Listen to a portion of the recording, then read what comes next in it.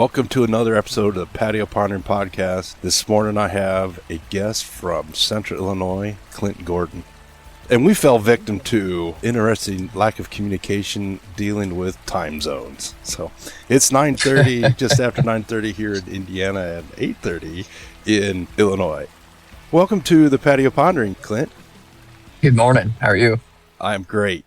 To start with, when I did a quick search for you after Paul Butler kind of connected us, you said something in your profile, I believe it was on a farm credit website, saying that you're a skip generation farmer. And that hit me because I realized that both me and Paul Butler, our common friend, could describe ourselves as that. Clint, where do you think that puts you as a skip generation farmer here in 2026 agriculture? It's interesting. Because the way I look at it, technically, I'm a first generation, but, Grandpa farmed, so it just skipped a generation. It makes me feel better about my heritage and we're carrying something on, right?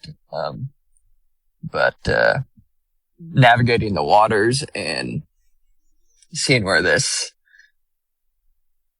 occupation of farming takes me has been an interesting experience, because you don't have dad to go lean on for advice. So you rely on friends and neighbors and colleagues within the agricultural community to kind of guide you along the way and see what works for you.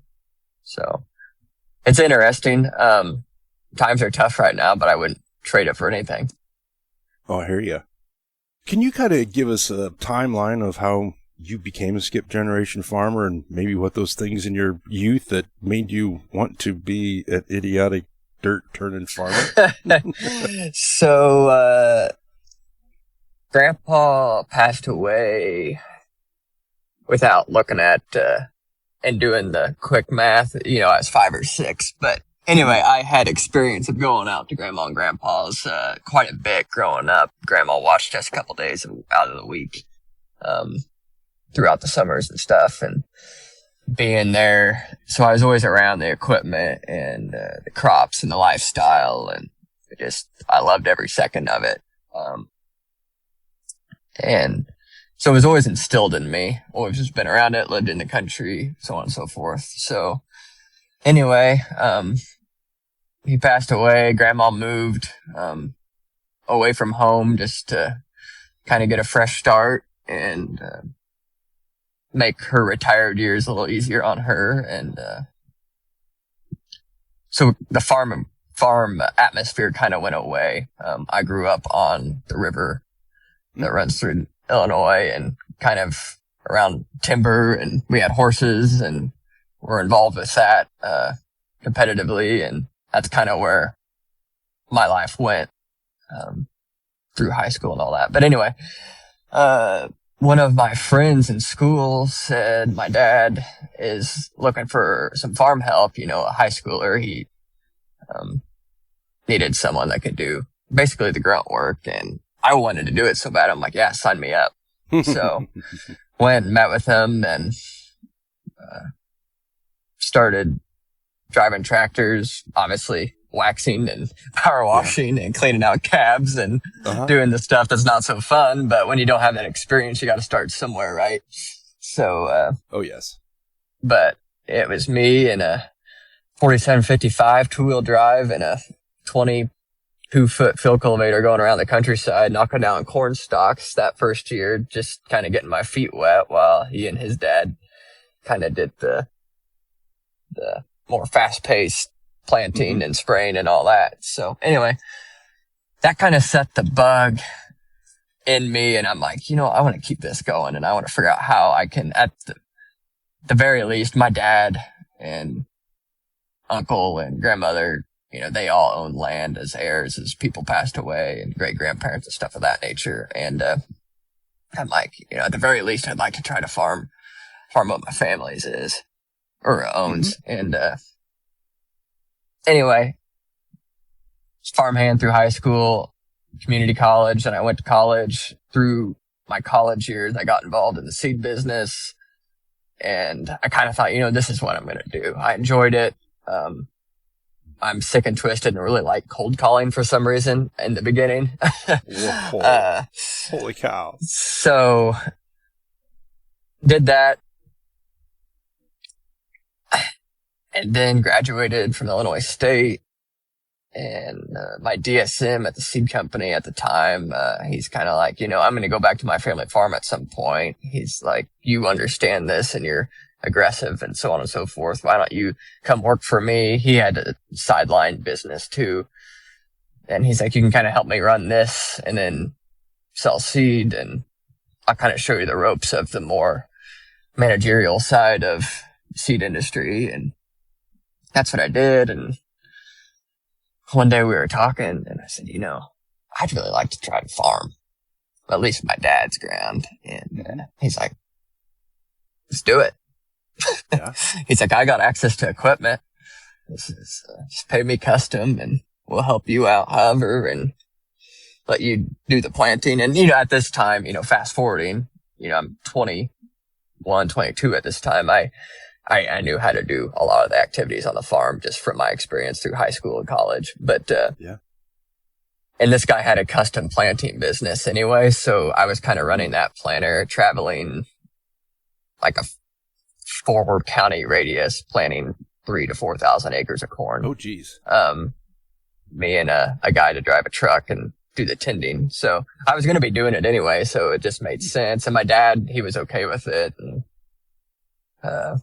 after that, it kind of just started unfolding from there, picking up a little ground here and there and some people coming to me with some very, nice and gracious opportunities and friends helping me out with equipment, neighbors helping me out with equipment, guys retiring and wanting to help me get a leg up and a lot to be thankful for. That's kind of how I end up where I'm at now. So. And it's kind of got me, at some point I want to pay it forward where I can. I've got a little boy and, of course I hope he wants to farm. But, if there's ever an opportunity, I'm like, man, there's a lot of people that helped me. And, thank you's never enough when you're a 5-year-old kid and you just want to farm and you had to figure out how to make it happen. And, lots of people played a part in it. And, I hope someday I can play a part in someone else who maybe has gone through a similar situation because, one, they're not making any more land, and two, everybody knows there's fewer and fewer farmers. And if someone wants to do it, then, and they have access to land, I think they deserve that right. So. Well, you said one thing that automatically sets you apart from most people, and that's like you love cold calling, and wow, that makes you a weirdo. Yeah. But so like the way I got into the seed business was it was an internship, and essentially it was just a sales gimmick at the time. Like they wanted to hire a bunch of kids, and hopefully a couple of them stick. It was Feaster at the time. Okay, which is a Dow brand and for the Corteva merger. But, they were going after farm kids that were going back to the farm and wanted to make some supplemental income. Well, I didn't have a farm to go back to. So they really didn't want to hire me. But a couple of guys that I knew within the brand stuck their neck out and were like, we're going to hire this kid and see where it goes, at least give him a shot. And I figured that out that, I didn't technically fit the mold because essentially they were just hoping that they'd hire a farm kid. He'd go back to the farm. His dad would start buying more Feaster and maybe a couple neighbors would jump on. And, it was a quick growth type plan. And, I sold like 43 guys that year.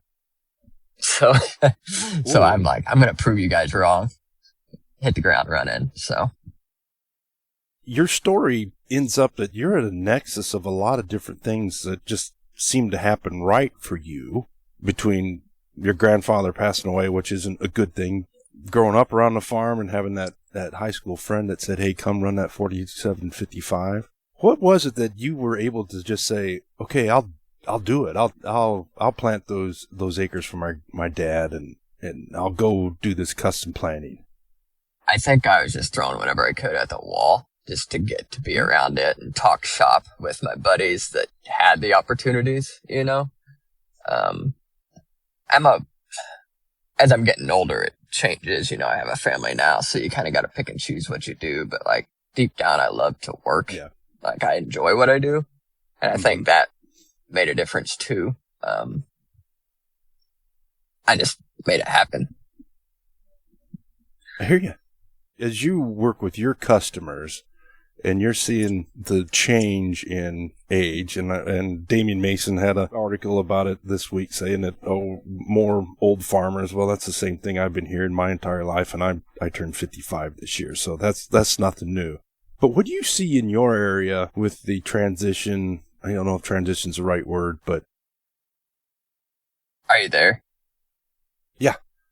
Yeah, sorry, what'd you say?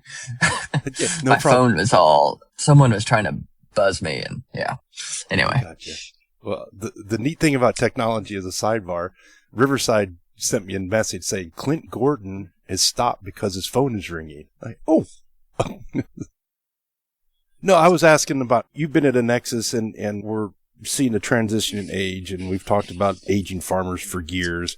What do you see in your experience and with your time growing and selling seeds? What is your real experience with the aging population in Central Illinois? That's tough, really, because everyone's passions run different. I think the guys that are farming, especially through this economy we're going through, I think they love it just the same as maybe you and I do. We all know a guy that maybe is just doing it because that's how he was raised, right? Like you're going to farm. But I think the guys that are 60, 65, 70,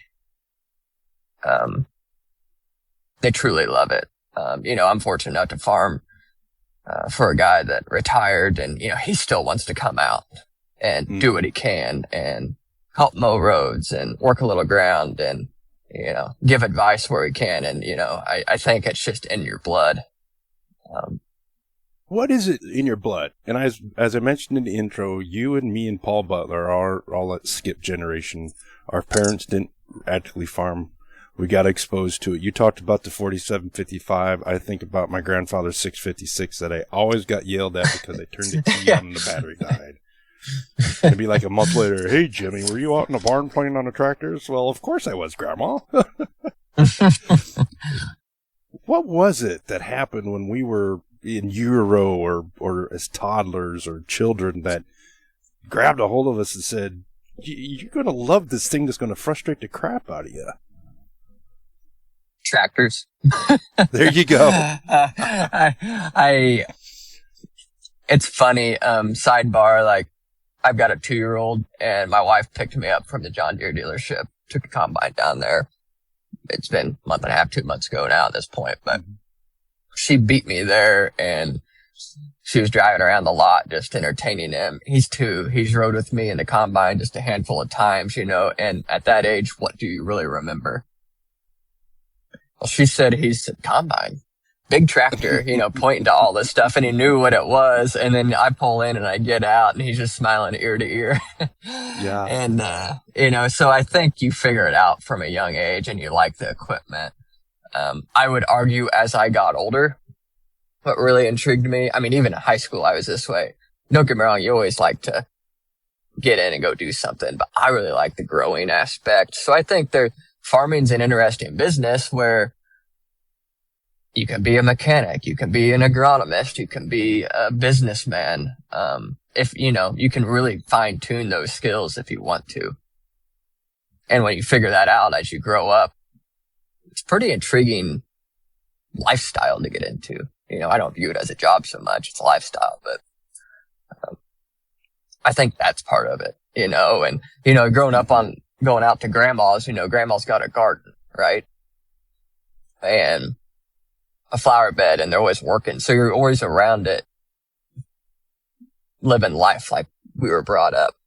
You're always around growing and cultivating the land in some aspect, right? So for us, it was going to Grandma and Grandpa's house and leaving with 1, 2, or 3 high-trend hydraulic buckets full of vegetables. Mm-hmm. I think it's multiple pieces of it that intrigue you, you know. Equipment's fun, but there's more to it at the end of the day. Yeah, and I think about my cousins. So I'm one of 11, and there's a handful of us that grew up at Grandma's farm.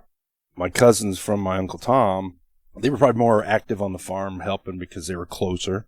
But none of them got bit by the bug. I mean, you got a graphic designer, you got a printer, we got a nurse, we got a policeman in that group, we got another one that works in the state. But I was the one that just, for some reason, just gravitated to that. I don't know if it's a tractor or is watching stuff grow. Do you share that with your siblings or people around you that kind of were exposed, but were like, this ain't for me? Yeah, I got a twin brother. He, I'm not going to say he isn't interested, but he and I live different lifestyles. He enjoys his free time a lot more, and I think that's great too. You know, my free time to me is going out and scouting corn to see when I can start spraying fungicide. So, yeah, you know, that's what I enjoy. So nothing right or wrong about it. I got two cousins too on my dad's side that they didn't live right here, but, you know, they visited, and I think they have immense respect for the heritage and the land that someday they'll probably own, I assume. But, well, there's something that just jumps up and grabs us. Mm-hmm. Honestly, to explain farming to a non-farmer that understands business, they'd probably think you're insane, right? So I think there's that piece of it too. 1.5% ROI. So I think there's one thing that sets us apart that I think is hard for us to think about at times or discuss. And you talked about it as an impediment that you don't have your dad for advice. And as I've talked to people that are aging and talking about transition plans, I would say that not having your dad actively involved is actually a benefit. No, I think it is too. I think from the outside looking in, people might think, man, you know, this kid's not going to know what he's doing. But no, I think it forces you to think outside the box. Well, I think I can apply it to my friends that have business, and a group of friends, we're full of business owners. And I watch them make their transitions. And the ones that seem to be setting themselves up for the most success for the business to survive are those ones that said, hey, Clint, go do something for a couple years. Go run your own crew. I don't want you making decisions yet. And I think that's the position that put us in by not having somebody there to hold our hands, is we had to go figure out how to make those decisions. Would you agree with that? Yeah. I find myself, and every farm's different, right? We all do stuff differently, you know. You've mentioned Paul a couple of times, so I'll just use him as an example because when he listens to this, he'll grin. But, you know, Paul and I, we farm, you know, there's 100 acres between a farm of his and a farm of mine, right? Mm-hmm.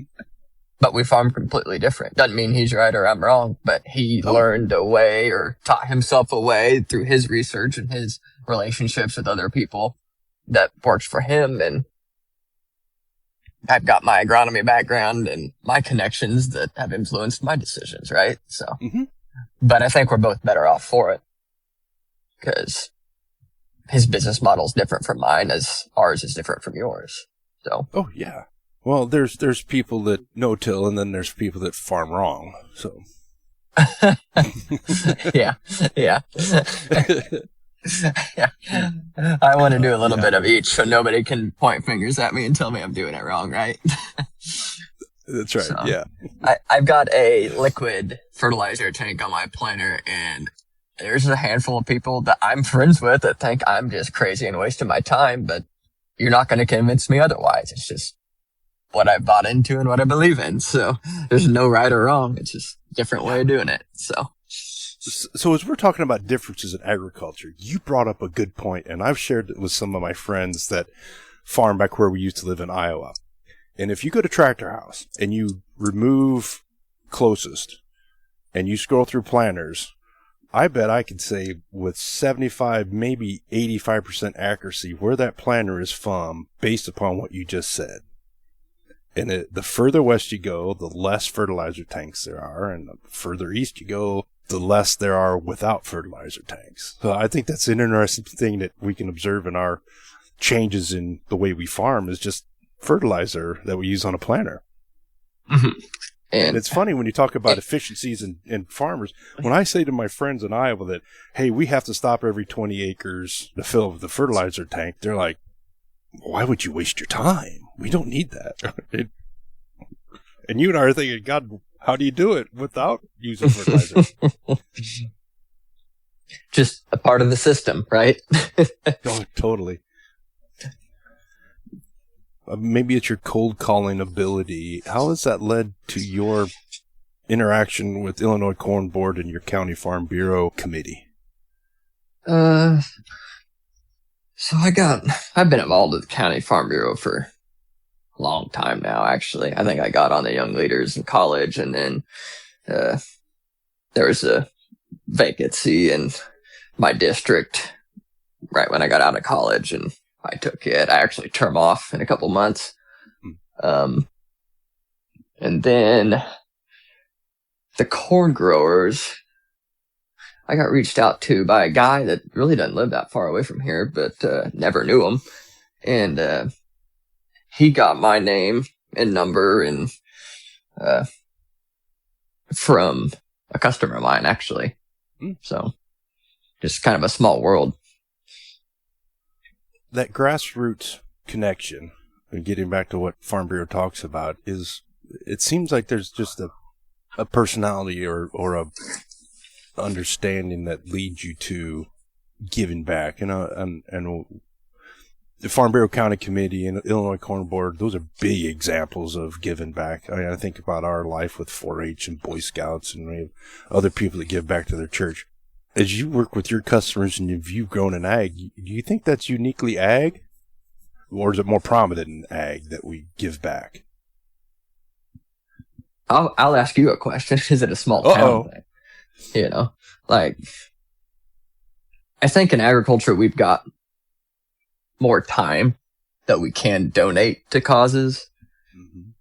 But I think about it too. I'm president of our local Lions Club. But I also get off that in a couple months and we'll just be a regular member. But, you know, I look at that group even, and there's some farmers on there. There's some people that have worked, in Decatur their whole life. There's,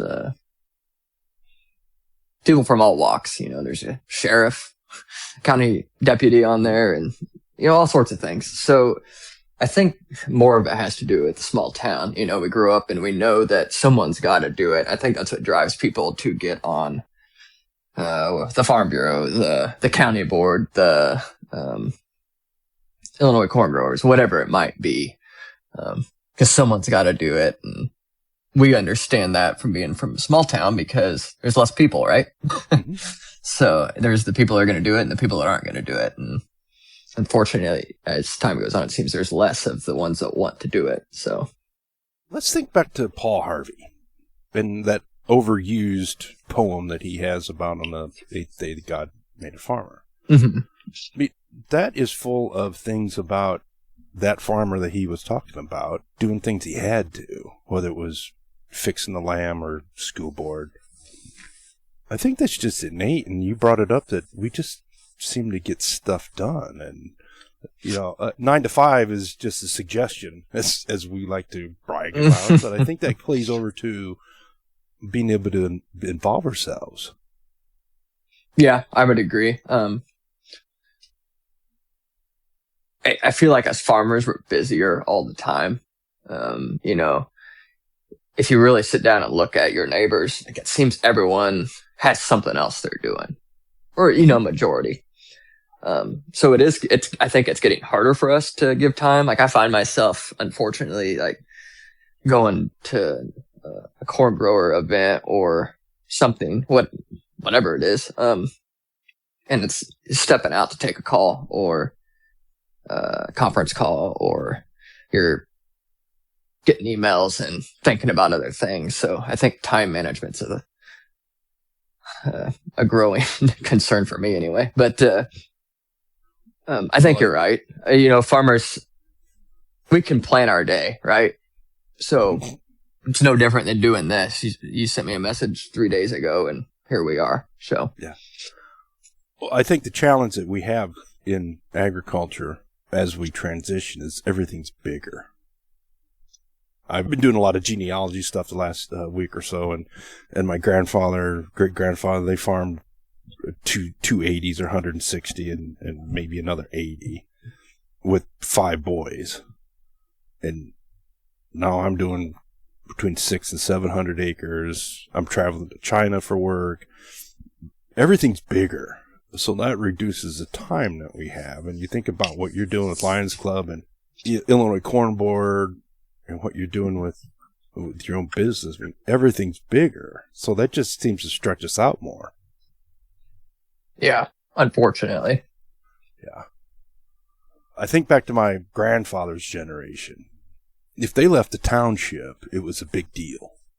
I went through 2 townships this morning before we got on the phone. So. Yeah. Yeah.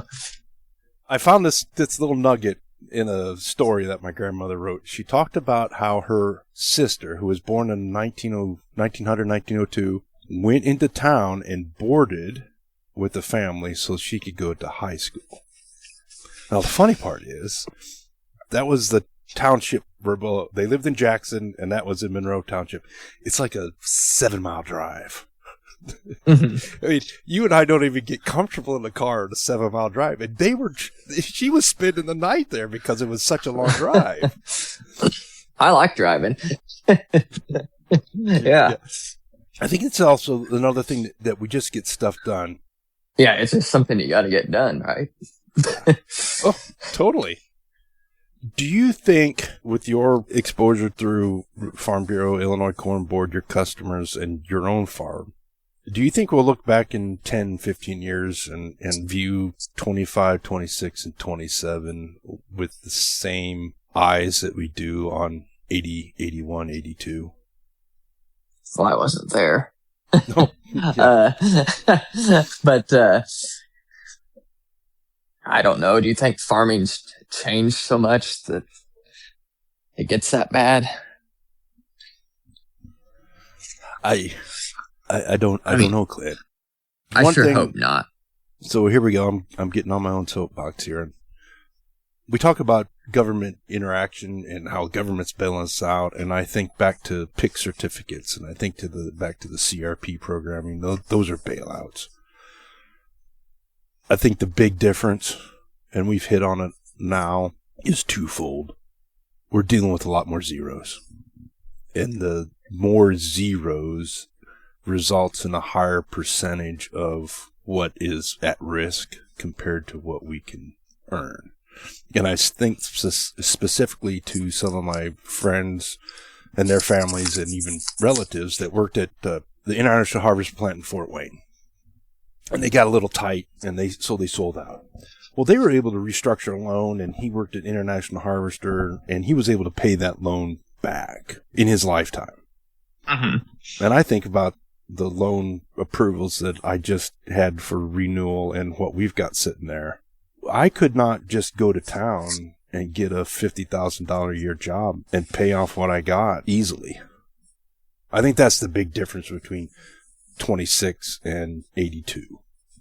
Yeah, that's a good point. And it kind of goes back to your comment earlier. Everything's so much bigger, right? Yeah. And I think that's why. Mm-hmm. It's why you want the 40, another 40, or it's just, you have to maintain it, and it takes equipment to maintain land, and it takes money to maintain equipment, and it takes even more money to maintain a home and a family, and it's expensive. Yeah. I've been hauling to ADM and Decatur, and sorry to interrupt, and just, this is unfortunate, but if you look around, there's a lot of farmers hauling their own grain because they've got expensive trucks that they had to have to, and that's just how the world's changed, where, I don't know, I could be wrong, but 20 or 30 years ago, were truckers doing all that? Oh, we weren't trucking. Right? We were using wagons. You were going to a local elevator, and then, there were guys with 10 semis, and they'd come haul the grain out of the elevator to the ethanol plant, right?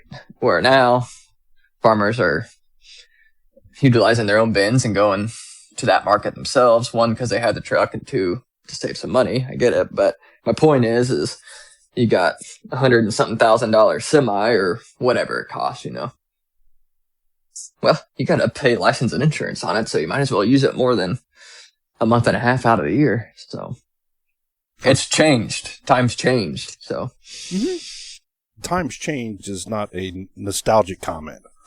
In this case, it's just the nature of farm and business has changed. You think about the dairy business that's been in the spotlight recently. And I see a lot of people that are pushing, we need to get back to 50 cows. We need to make money on 50 cows. Well, if I'm a farmer and I have a land base, I'd like to make at least $50,000 a year to play with. So that means $1,000 a cow profit. Holy cow, that's a lot of money, no pun intended. Yeah, I was going to say. On one cow. Pulling tits, making milk. Hey, in today's economy, you're not doing $1,000 a year profit on a cow. So I think as ag is just getting bigger as everything else is getting bigger. We have more zeros in everything we do. Yeah, and it's not getting any better. No. And I mean everything. I mean, that's life in general. Yeah, not to get depressing, but I kind of wonder where things will be at for my kids, what this, take agriculture out of it, what life will be like. This seems everything's so controversial and expensive, and yeah, it's just a wild world we live in. It's a different version of the Wild West. That's right. It's just a different version of the Wild West. How has connections and communication in the 21st century affected or improved your farming operation? I think it goes back to what we talked about 15 minutes ago, as far as not having a prior generation to go to for advice, right? I know people from all over now, and it just keeps growing.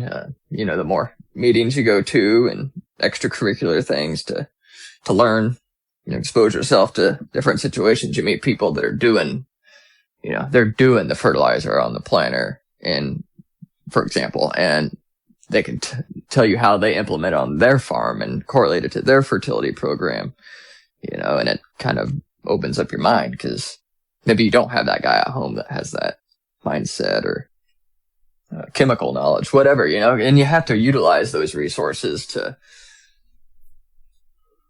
make money, unfortunately. And I don't know if make money is the right term, but to manage your business as efficiently as possible, from a financial standpoint.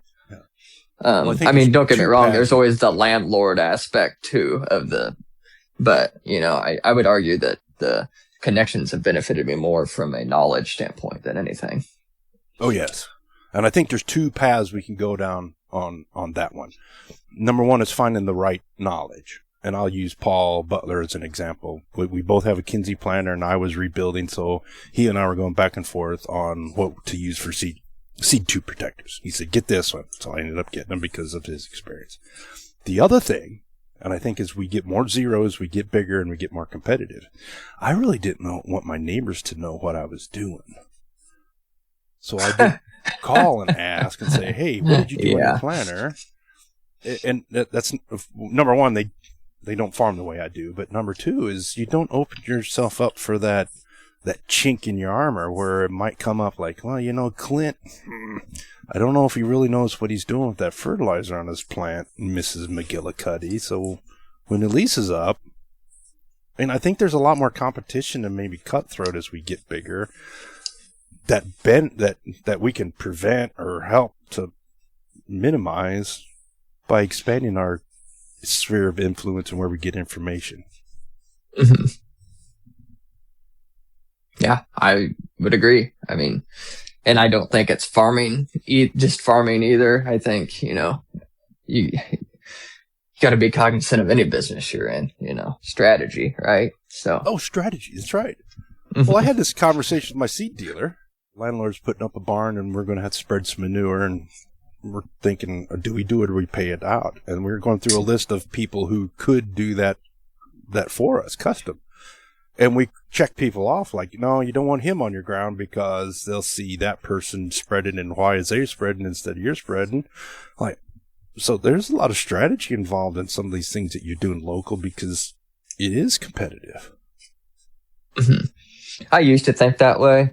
Like, how I got started was I was paying buddies and the guy that helped me initially, and, I was paying a few different people custom rate to do this task or that task or whatever. And I'm like, man, I'm farming for so-and-so. And, I'm the one writing the check to him, but, I don't own a tractor, So, luckily in hindsight, that was a worry that, like most things, it was a worry that didn't end up meaning much. But, so now, it doesn't bother me so much. Like, I think part of utilizing your connections too, you need to utilize your buddy or your neighbor that's easy to get along with, that has the,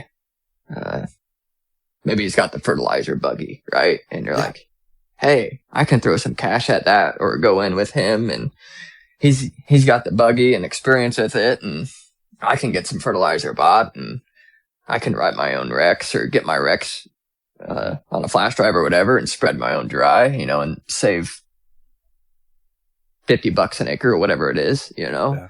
So I think there's part of that too, where you want to keep your cards close to your vest, but there's no harm in, and nobody says you got to be a partner on anything, but there's no harm in you scratch my back and, I'll scratch yours when you need something, or because my mindset now that I do own a full line of equipment, I don't want to own some of this stuff. You know what I mean? Like, I think my money's better spent paying someone to do it that thinks they need to own it or they have to own it, but maybe they can handle some more acres. Mm-hmm. So it's just learning curves, and I think the word we're dancing around is being strategic about how you partner. Mm-hmm. It doesn't matter if it's sharing equipment, having somebody do custom work, or your seed and input supplier. Mm-hmm. And I think that's fine. Might as well utilize that connection, right? Mm-hmm. Totally. Yeah. I've got a big planner. My neighbor doesn't, so let's capitalize on my big planner. Listeners, this is where my recorded conversation with Clint unexpectedly concludes. A technology hiccup trimmed our time together a bit shorter than we had planned, and it's unfortunate you're missing some great conversation that Clint and I had. He and I are looking forward to reconnecting and continuing the discussion in future episodes, though.